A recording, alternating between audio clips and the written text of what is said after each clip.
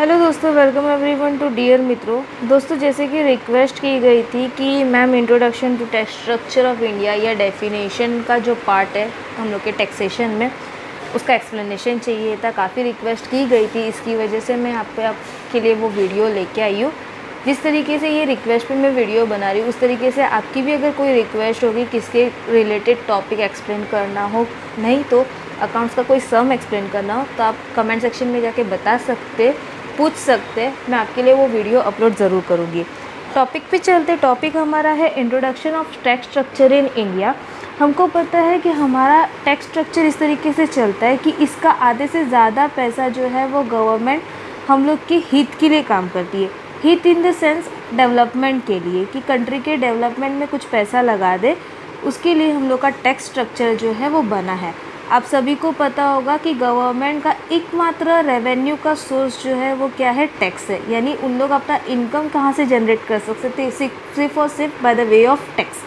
ठीक है, तो उन लोग टैक्स से वो पैसे जमा करते हैं और उसमें से जो भी पैसा हम लोग को इन्वेस्ट करना है वो इन्वेस्ट कर देते हैं, और जिस पैसे को वो यूटिलाइज़ कर सकते हैं डेवलप करने के लिए, कंट्री को डेवलप करने के लिए या कोई पर्टिकुलर एरिया या जगह को डेवलप करने के लिए, उन लोग वो पैसा वहाँ पे लगाते हैं। Income tax. तो यहाँ पे मैंने कुछ नोट्स प्रिपेयर करके रखे जो प्रेजेंटेशन के रूप में मैं आपको प्रोवाइड कर रही हूँ। होपफुली आपको वो नोट्स काम आएंगे। आप इन द शॉर्ट वे में इसको याद रख सकते, शॉर्ट टेक्निक से याद रख सकते, और अगर आपको एग्ज़ाम में लिखना आप इसको डिटेल में जाके लिख सकते।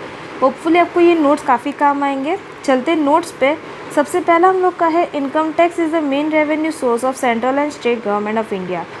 Government has to play an important role in the development of the society in the modern era. Income tax सबसे इम्पॉर्टेंट सोर्स बन गया है जिसके पास से गवर्नमेंट को पैसे मिलते हैं, और ये पैसे को गवर्नमेंट काफ़ी अच्छे से यूटिलाइज़ करती है लोगों के डेवलपमेंट के लिए या देश के डेवलपमेंट के लिए। वो काफ़ी इंपॉर्टेंट रोल प्ले करती है। It is not only to perform the traditional functions like defense, law and order, but also to undertake welfare and development activities such as health, education and rural and development etcetera. पहले के time पे जब income tax चालू हुआ था, उस time पे सिर्फ एक फंक्शन चलता था, डिफेंस के लिए पैसे लगाना या लॉ बनाना या ऑर्डर देना। लेकिन आज के टाइम पे वो फंक्शन के साथ साथ मॉडर्न फंक्शंस भी आ गए, जिसमें गवर्नमेंट के साथ साथ खुद के साथ साथ लोगों के डेवलपमेंट के बारे में भी सोचती है।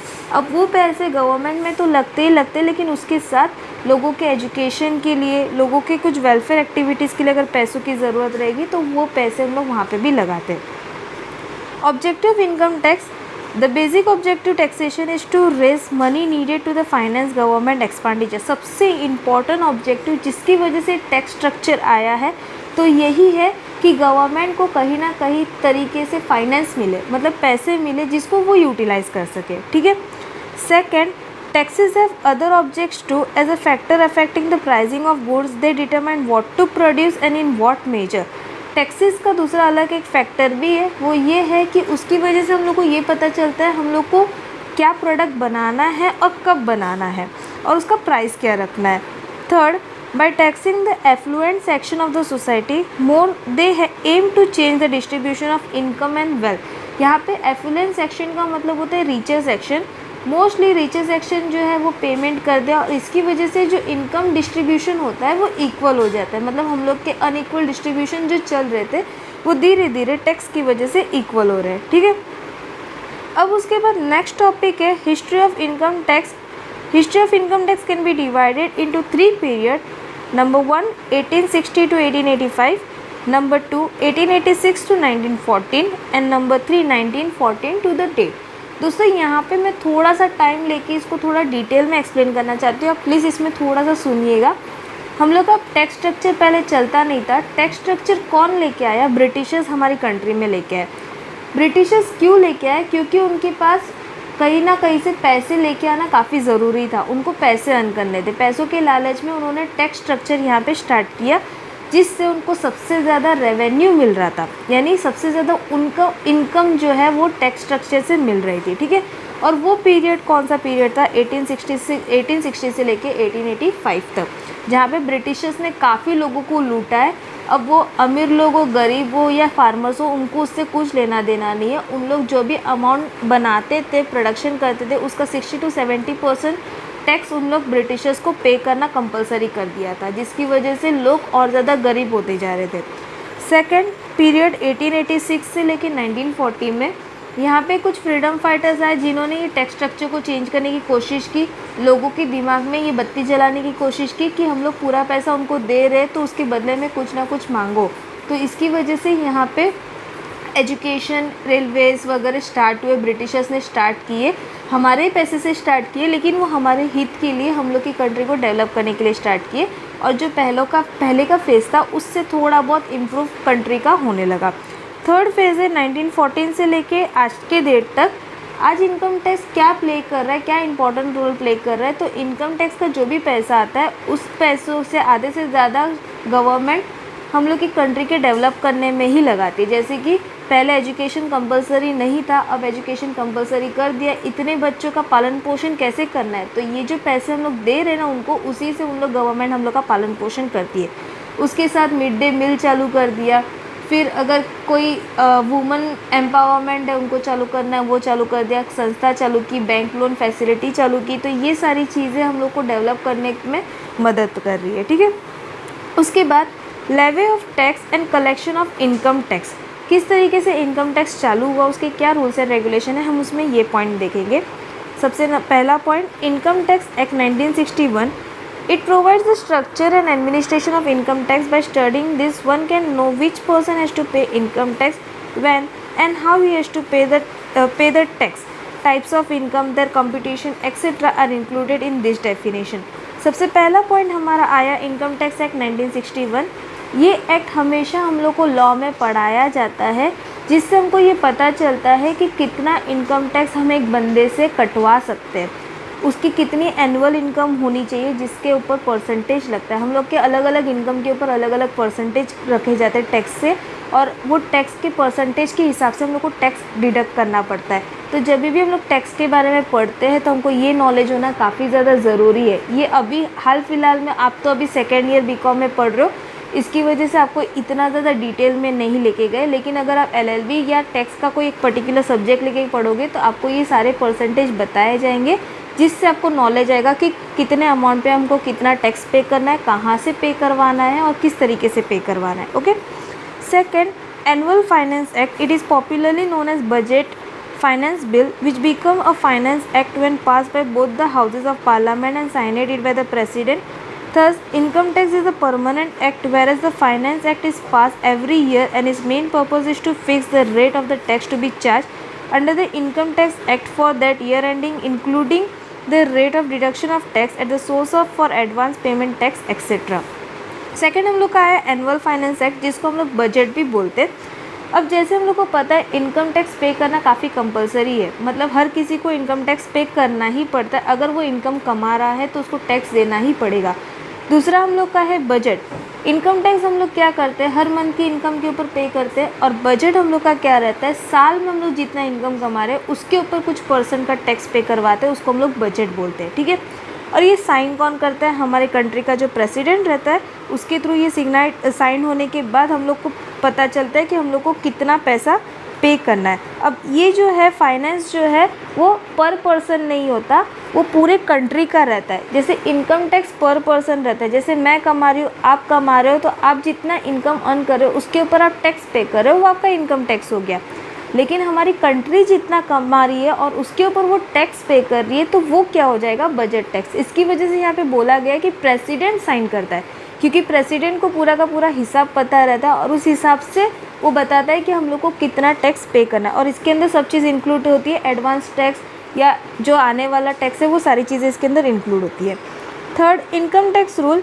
Section 295 of the income tax act 1961, the central board of direct tax started subject to the control central government. At present there are 125 rules which were also subject to amendment. Income tax rules में हम लोग को 1 से लेके section 1 से लेके section 125 तक ऐसे सारे रूल्स बने हैं, और कब कौन सा रूल अप्लाई करना है वो बताया जाता है, और ये रूल आज के टाइम पे पालन भी होते हैं, उसको यूटिलाइज करते हैं। Fourth, judgement of law court. Matter of legal interruption of act and rules are refer to the high court, supreme court, tribunal etcetera. Supreme Court are considered law for the country. Decision given by the High Court are applicable to the areas which fall under its jurisdiction. हम लोग के tax में कुछ problems हुई, कुछ नया rules and regulation निकालना है, कुछ रूल्स को चेंज करना है, तो ये सारी चीज़ें कौन देखता है? High court, supreme court, tribunal court, जो बड़े बड़े कोर्ट्स रहते हैं वो। और यहाँ पे बताया गया है कि सुप्रीम कोर्ट जो है कंट्री का लॉ मेकर है और हाई कोर्ट जो है वो उस तरीके का ज्यूरिडिकेशन देता है जो एक बार हो गया तो हो गया, उसके बाद उसके आगे कोई जा नहीं सकता। ओके, ये टॉपिक हम लोग का यहाँ पे कंप्लीट हुआ। अब उसके बाद हम लोग आ रहे हैं डायरेक्ट टैक्स और इनडायरेक्ट टैक्स। दोस्तों आप अभी सेकेंड ईयर बीकॉम में हो तो आप सभी को पता होगा कि डायरेक्ट टैक्स और इनडायरेक्ट टैक्स क्या होता है। डायरेक्ट टैक्स वो टैक्स होता है जो हम लोग खुद अपने आप से पे करते हैं, हम किसी के ऊपर वो जिम्मेदारी नहीं डाल सकते, वो कंपलसरी रहता है पे करने का। और इनडायरेक्ट टैक्स क्या रहता है? हम अपनी जिम्मेदारी किसी और को और से पे करवाते हैं, उसको हम लोग इनडायरेक्ट टैक्स बोलते हैं। अब इसके कुछ मेरिट्स और डीमेरिट्स है, तो हम लोग चलो उसको देखते हैं। सबसे पहले direct tax, those tax whose burdens cannot be shifted to the others and the person who pays this tax to the government has to bear here, it is called the direct tax। जिसका burden किसी और के ऊपर हम लोग पे नहीं करवा सकते उसको हम लोग डायरेक्ट टैक्स बोलते हैं। इसके मेरिट्स क्या है? सबसे पहला, the larger the burden of direct tax falls on the rich people and the poor people with less ability to pay have to be less burden. जिसके पास ज़्यादा पैसे हैं वो ज़्यादा टैक्स पे करेगा, जिसके पास कम पैसे है वो कम टैक्स पे करेगा। इसकी वजह से क्या हो जाएगा? जो इनकम इनइक्वालिटी चल रही थी वो धीरे धीरे कम होती जाएगी, जो कि हमारा सेकंड पॉइंट ही है, reducing inequality of income and wealth, यानी डिस्ट्रीब्यूशन इक्वल हो रहा है। Third, direct tax do not cause distortion in the allocation of resources. हम लोग डायरेक्ट टैक्स अगर पे करते हैं तो हमको पता है हमको कितना पैसा लगाना है, इसकी वजह से कोई रिसोर्स यहाँ पे वेस्ट नहीं होता। Fourth, as a national income increase the revenue this tax also raises a great deal. अगर डायरेक्ट टैक्स ज़्यादा आने लग गया तो हम लोग का नेशनल इनकम ज़्यादा बढ़ेगा, नेशनल इनकम बढ़ेगा तो इनडायरेक्टली हमारी कंट्री धीरे धीरे डेवलपिंग से डेवलप्ड होने लग जाएगी। ठीक है, इसके डीमेरिट्स क्या है? In the direct taxation people are aware of the tax liability and therefore they will try to avoid और इवन इवेट द टैक्सेस। यहाँ पे लोगों को पता रहता है कि उनको कितना टैक्स पे करना है, इसकी वजह से बहुत से टाइम ऐसा होता है कि लोग जानबूझ के इनकम कम बताते, जिसकी वजह से उन लोग ज़्यादा टैक्स ना पे कर सके, उन लोग छुपाते हैं। Second, direct tax are generally payable in lump sum और even in advance and become quite inconvenient. Direct tax हम लोग हमेशा कैश में पे करते, जो कि ज़्यादा अमाउंट रहता है, मतलब 1 लाख रुपया, 2 लाख रुपया, या सपोज 5 लाख भी टैक्सेशन का अमाउंट रहता है। तो क्या होता है, काफ़ी लोगों के पास उतना पैसा एट द टाइम नहीं होता सेम टाइम पे। C, another demerit of direct tax is the suppose effect on the will to the work and save. Mostly लोग क्यों कमाते? ताकि वो कमा के कुछ अर्न कर सके और उसको बचा सके और उसको अपने लिए यूज़ कर सके। लेकिन ज़्यादा पैसे कमाओगे तो तुमको टैक्स पे करना पड़ेगा, तो इसकी वजह से लोग क्या करते, जानबूझ के काम कम करते ताकि उनको सेव करने के लिए थोड़ा बहुत जगह मिल सके। Fourth, direct tax take over part of the purchasing power of the taxpayer and that is the effect of the reducing demand and price. Direct tax की वजह से लोगों की क्षमता कम हो जाती है, परचेस करने की क्षमता कम हो जाती है और इसकी वजह से लोग ज़्यादा परचेस नहीं करते, जिसकी वजह से डिमांड कम हो जाता है प्रोडक्ट का। ये हम लोग का हो गया डायरेक्ट टैक्स। अब हम लोग चलेंगे इनडायरेक्ट टैक्स पे। Indirect tax are those tax whose burden can be shifted to the others so that those who pays this tax to the government do not bear the whole burden but pass it wholly or partly to the other। जो मैंने starting में ही बताया वो यहाँ पे बता रही हूँ कि इनडायरेक्ट टैक्स क्या होता है। तो हम लोग अमाउंट जो है डिस्ट्रीब्यूट करते हैं अलग अलग लोगों के ऊपर, उसको हम लोग इनडायरेक्ट टैक्स बोलते हैं। सपोज़ फॉर एग्जांपल अगर हम लोग एक नमक का पैकेट मार्केट से ख़रीद रहे, परचेज़ कर रहे, तो हम उस नमक के ऊपर 3 रुपया या 4 रुपया जो है वो टैक्स पे कर रहे हैं। ठीक है, तो वो 3-4 रुपया क्या है, इनडायरेक्ट टैक्स है। वो हमको कभी गिनती में नहीं आता, हम उसको कभी कैलकुलेट नहीं करते। इसके मेरिट्स क्या है? Indirect tax are usually hidden in the price of the goods and service being transacted and therefore their presence is not felt as so much. Indirect tax हम लोग गुड्स एंड सर्विस के ऊपर पे करते हैं, इसकी वजह से इसका चार्ज होना भी लोगों को ज़्यादा पता नहीं चलता, उनको ये नहीं पता चल रहा कि हम लोग वो टैक्स पे कर रहे हैं साथ में। Second, if the indirect tax are properly administrated the chance of tax evasion are less. अगर इनडायरेक्ट टैक्स सही तरीके से हम लोग यूज़ करने लगे, यूटिलाइज़ करने लगे, तो टैक्स इवेशन नहीं होगा, लोग सही ढंग से पैसे पे करते रहेंगे। Third, indirect tax as a powerful tool is molding the production and investment activity of the economy। indirect tax की वजह से हम लोग का जो इन्वेस्टमेंट है वो भी धीरे धीरे इंक्रीज होगा। अब इसके डीमेरिट्स क्या है? सबसे पहला, it is rightly claim that this tax negate the principle of ability to pay and therefore unjust to the poor. ये पूरी की पूरी तरीके से निगलेक्ट कर रहा है कि लोगों के पास कैपेसिटी कितनी है, सबके पास है वो इक्वली चार्ज कर रहा है। जैसे फॉर एग्जांपल मैंने नमक का दिया था, 10 रुपया वो अमीर के लिए भी है और 10 रुपया वो गरीब के लिए भी है ना। तो इसकी वजह से वो ये नहीं बताता कि लोगों के पास कैपेसिटी है कि नहीं, उतना ही पे सबके पास से करवाएगा। ये इसका सबसे पहला डीमेरिट है।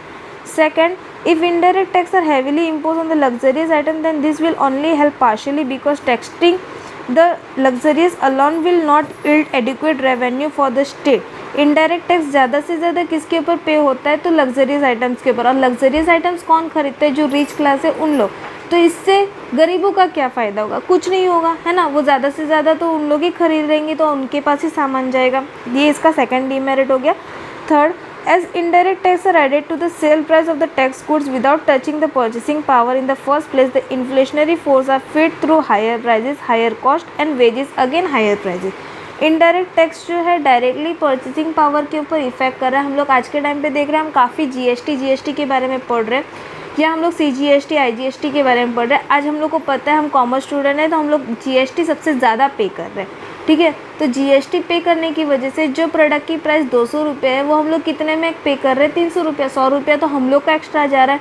अब ये 100 रुपया क्या हो रहा है? इन्फ्लेशनरी गैप क्रिएट कर रहा है। मतलब हर किसी के घर से 100 रुपया अगर एक्स्ट्रा निकल गया तो इन्फ्लेशन बढ़ेगा, क्योंकि पैसे ज़्यादा मार्केट में आ रहे हैं, ठीक है।